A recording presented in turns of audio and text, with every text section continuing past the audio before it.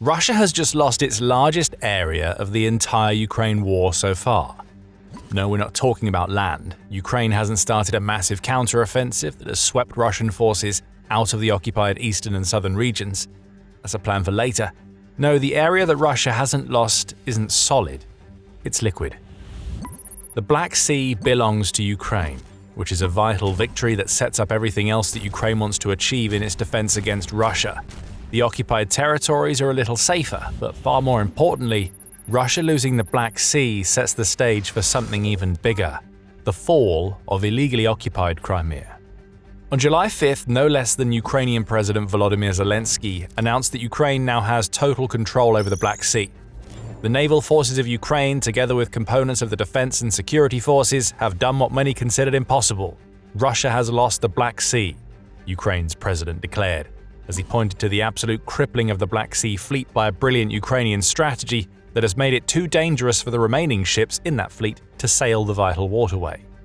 Ukraine achieved this liberation of the Black Sea without having a navy of its own. Instead, it used drones, both aerial and seaborne, along with missiles to make the sea too hot to handle for any Russian ship that tries to sail through it. When we say that this is the largest area that Ukraine has won, and Russia has lost, in the war so far, we aren't lying. The Black Sea is massive, measuring about 422,000 square kilometers if we don't include the smaller Sea of Azov that is connected to the Black Sea. We could include the Sea of Azov. Russia is doing no better there, and that would give Ukraine a total of 461,000 square kilometers of water that has been taken away from Russia in its dreaded fleet. But we know what you're thinking: the Black Sea isn't land. You are right, obviously, but Ukraine taking control over this waterway is massive because the Black Sea is as important to Russia, both offensively and defensively, as any territory that it currently holds inside Ukraine. For decades, and long before it invaded Ukraine, Russia has been involved in conflicts over the Black Sea. Chatham House says that Russia maintained a policy of managed instability in the sea through both covert and overt actions, allowing it to act as an arbiter for conflict resolution in the Black Sea as a result. Through that positioning, combined with the illegal annexation of Crimea, Russia was able to justify building up the Black Sea fleet in the Black Sea. Then in February 2022, Russia invaded Ukraine, and just like that, we saw what Russia was really trying to do with its manipulative Black Sea diplomacy. The Black Sea became a tool for the invasion. Economically, Russia knew that Ukraine uses the Black Sea to export grain. The breadbasket of Europe made over $27 billion from its agricultural exports, much of which sailed through the Black Sea in the year before that Putin launched his invasion. Russia tried to put a stop to that early on. When Putin faced pressure, he signed the Black Sea Grain Initiative to allow Ukrainian vessels through, only to withdraw in July 2023. The Center for Strategic and International Studies said in September 2023 that Russia had stolen almost 6 million tons of Ukrainian grain via the Black Sea by that point already. The strategy was clear: use the Black Sea to starve Ukraine of the economic resources it needed to defend itself against Russia.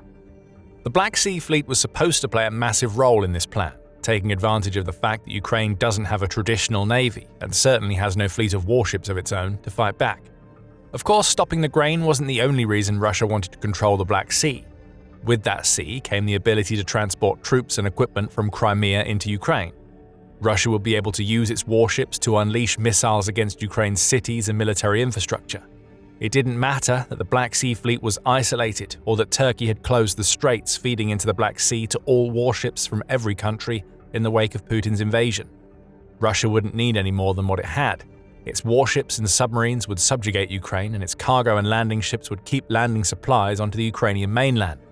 Then, on April 14, 2022, everything changed.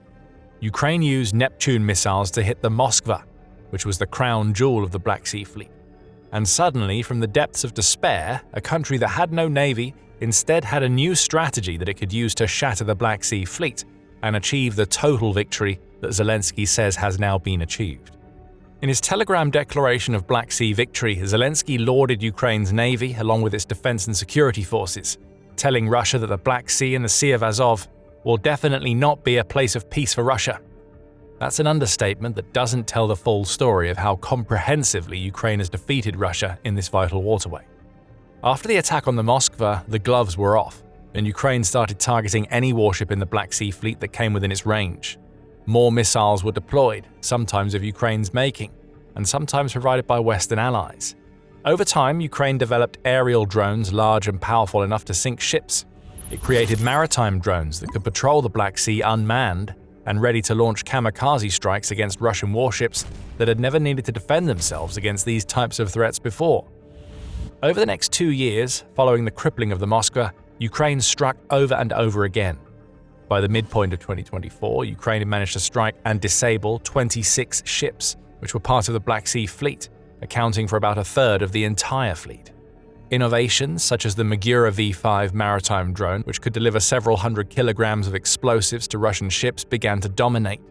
In the spring of 2024, the UK's Ministry of Defence felt confident enough to call the Black Sea Fleet functionally inactive, as Ukraine's drones and missiles dominated.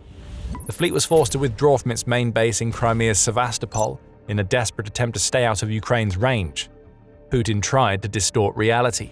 He used military parades and propaganda to hide the devastating loss that Russia had experienced in the Black Sea, all as he desperately attempted to find some way to wrest back the control that he needed to continue using the sea both to assault Ukraine and protect Crimea. But it was all for naught. Ukraine has scored the victory in the Black Sea, and the numbers say it all. There are a lot more than 26 ships that Ukraine can now count as victims of its brilliant Black Sea strategy. According to United 24 media, Ukraine now claims to have struck 12 of Russia's main combat ships in the Black Sea, with 4 of those ships being destroyed and a further 8 suffering damage that likely takes them out of commission. Ukraine has also targeted Russia's landing ships with 25 total strikes, leading to 15 destroyed vessels and another 10 that have been damaged. Auxiliary vessels, which provide support to other ships, have also been targeted, 12 strikes total, with 3 destroyed and 9 damaged. This is the first time that Ukraine has provided clear numbers for its devastating Black Sea campaign, and the sheer scale of these attacks is the reason why Ukraine can claim victory. The Black Sea Fleet hasn't been obliterated, but every time a Russian ship sails, Ukraine's drones and missiles are waiting, and with Russia unable to replenish its fleet due to Turkey closing off the straits that lead into the Black Sea, Putin has been forced into an unimaginable position. A country with no navy has forced him to stop using the Black Sea Fleet entirely. That means the balance in the Black Sea has completely changed in Ukraine's favor, and that has implications for Russia's military and Putin's hold over illegally annexed Crimea. The numbers are impressive, of course, but the most important aspect of Ukraine's Black Sea campaign is that it opens the door for the de-Russification of Crimea. That is Ukraine's end goal. If Russia loses Crimea, the entire invasion is a bust. However, before we dig deeper into the changing Black Sea dynamics and what they really mean, this is a reminder that you are watching The Military Show. Are you getting insight from this video? Great! Remember to subscribe to the channel and hit the notification bell to see what we have coming next. It's important to point out that Russia, though defeated in the Black Sea, still very much exists within the waterway. As the Carnegie Endowment points out, Putin's arrogance leads him to believe that Russia's Black Sea situation is a temporary setback, rather than a permanent fixture of the Ukraine war. Perhaps he thinks that Russia will magically start destroying the manufacturing core inside Ukraine that produces the missiles and drones that enable Ukraine's strategy. Over 4 years of fighting hasn't done that, but Putin is nothing if not delusional in his hope for a Russian victory. Still, there are Black Sea Fleet ships that haven't been sunk or damaged, so Ukraine can't afford to take its eyes off the ball. None of that means the balance hasn't shifted completely in Ukraine's favor, and we can see that in how Russia is treating its Black Sea Fleet right now. In a June 26th report, Metsa revealed that the Black Sea Fleet isn't conducting most of the functions that it's supposed to be used for. Russia's naval aviation is doing them instead, making the warships practically useless. Even launching missiles at Ukraine seems to be beyond Russia's ships. A July 5th article in the New Voice of Ukraine points out that Russia is still using its ships to launch Caliber cruise missiles. However, those ships aren't heading out into the Black Sea to launch, they're staying in their home ports, desperately hoping that Ukraine won't launch counterattacks against them while they're stationary. It's the only option that the fleet has. Traveling into the Black Sea means the ships could fire from closer range, raising the number of targets they could aim at, but Russia can't take the risk. Any ship that sails becomes a target in its own right. A spokesperson for the Ukrainian Navy, Dmytro Pletenchuk, outlines Russia's Black Sea Fleet situation. The Occupier does not retain any units at sea, neither in the Azov Sea nor in the Black Sea. In fact, for the last few months, it's become some kind of luxury to venture out to sea, Pletenchuk says. It's a luxury that Putin can't afford, especially when he knows that he could be sacrificing multi-million-dollar warships that are getting hit by drones that cost a few $1,000s to make. Just a month or two before these revelations, United 24 media reported on another interesting Black Sea Fleet decision that Putin has made. The outlet reports that Russia is so frustrated at losing warships that it started to reassign sailors to drone units. That's according to Ukrainian partisan group Artesh, which claims that Russian High Command has decided that sailors will be better used as drone operators than they would be doing the job they've spent years training to do. That tells you everything that you need to know about Russia's Black Sea situation. Sailors aren't sailing anymore. Even the ships that Russia might have risked aren't getting out into the water because the people who are supposed to sail them are too busy trying to figure out how drones work. That is victory for Ukraine. Russia is now so desperate to ensure its useless sailors are doing something that it's actively making the Black Sea Fleet even more useless by reassigning them. No place of peace for Russia indeed. But as devastating as losing the Black Sea to Ukraine is for Putin, especially after he invested so much into turning Russia into the key influence in the sea, the loss itself pales in comparison to what the loss means for the future. Crimea is in serious trouble. And Russia can no longer rely on the Black Sea Fleet to provide protection. In 2026, Putin is being forced to come to grips with the fact that Crimea has become a massive liability for Russia.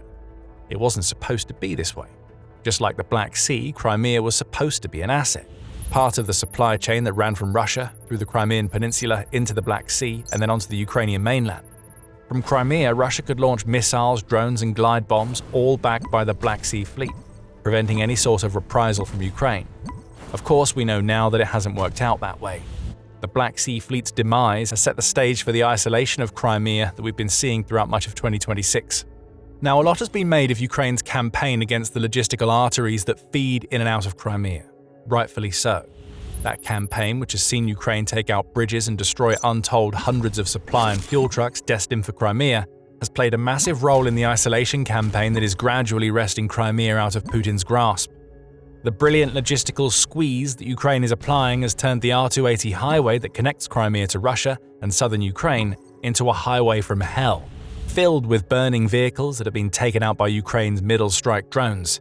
Huge swathes of Crimea have been left without electricity as the same drones strike power stations and substations, and Crimea's air defenses are in shambles as Ukraine's drones target them too. But make no mistake about it, the loss of the Black Sea is as important as that logistical campaign. In some ways, one feeds into another. In June, Ukraine unleashed a devastating attack on both sides of the Kerch bridge that connects Crimea to the Russian mainland. That attack included strikes against ferries that Russia has been using to shuttle supplies through the Black Sea and the Sea of Azov. And those strikes wouldn't have been possible if the Black Sea Fleet hadn't been taken out of commission. More of Russia's logistical network was destroyed. But beyond that, the loss of the Black Sea has both practical and symbolic importance. On the practical level, Russia tries to keep air defenses on the various islets, spits, and sometimes even oil infrastructure that's in the Black Sea. Those defenses need maintenance, and Russia needs its ships to send engineers to them. That isn't happening as much anymore. Any ship that sails is in danger. Russia also can't use its ships to launch missiles, as we've already established, or to serve as roving air defense platforms to protect Crimea.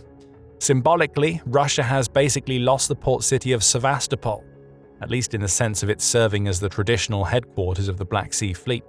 That loss is a shock to any claim that Putin makes that Russia is in full control of Crimea. It can't be. The port city that is supposed to be vital to Russia's plans for Ukraine can't even be used for its intended purpose anymore. The loss of the Black Sea Fleet isn't just about the Black Sea. Crimea is incredibly vulnerable now that Russian warships don't sail. Ukraine has been clinical in taking advantage of this fact, and it's now working to make life untenable for the occupiers who are on the Crimean Peninsula. Whatever way of life those occupiers once knew is rapidly breaking down. Fuel shortages and repeated blackouts afflict those living in Crimea, and there seems to be no end in sight. The Moscow Times spoke to one occupier named Mikhail who said, "There's no gasoline here. The children constantly hear explosions, and electricity and water are rationed.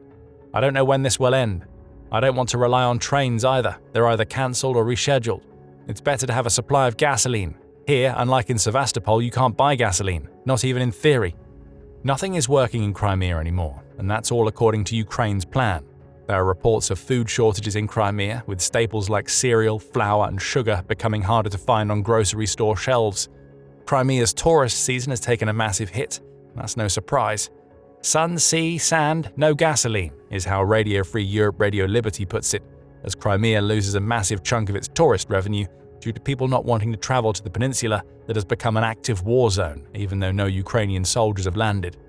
They haven't needed to. The drones are doing the damage.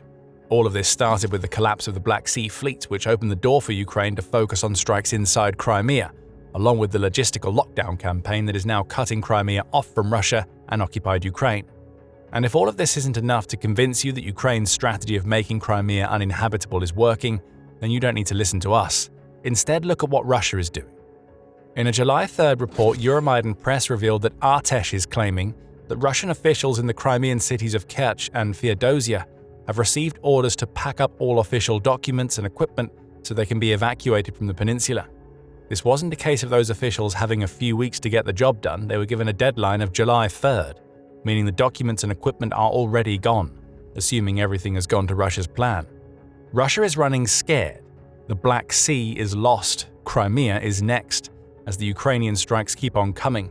A peninsula that was supposed to allow Putin to form a permanent base to project power over the Black Sea has instead become a target following the failure of the very fleet that should have projected that power. None of this would be happening if Russia held the Black Sea, but it doesn't. Zelensky is right. Russia has lost what may be the most important area in the entire Ukraine war so far, and soon, an even more important piece of territory will fall like a domino. And by the way, it's not just documents and equipment that are being evacuated from Crimea. Occupiers are trying to get out in droves as queues on the Kerch bridge stretch for over a dozen kilometers. We break down what this means and why it matters in our video, so check it out if you want more insight into what Russia's loss in the Black Sea really means. And if you enjoyed this video, remember to hit subscribe and enable notifications so you can see more of our analysis of the downfall of Putin's grand Crimean vision. And thank you for watching.